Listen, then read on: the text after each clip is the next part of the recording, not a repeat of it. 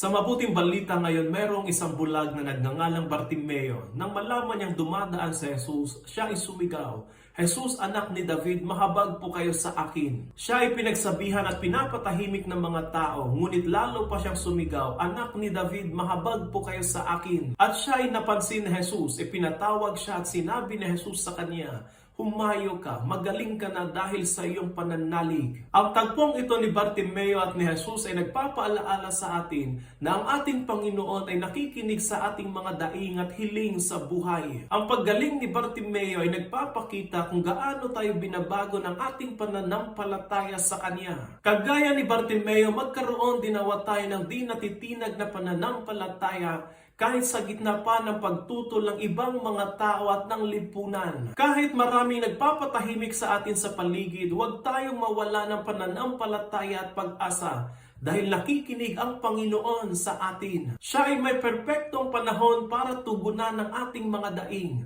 Magkaroon lang tayo ng perseverance at di natitinag na pananampalataya sa Kanya. Sa ating mga hiling at daing, nawa ay sasabihin din ng Panginoon sa atin, "Humayo ka, magaling ka na dahil sa iyong pananalig."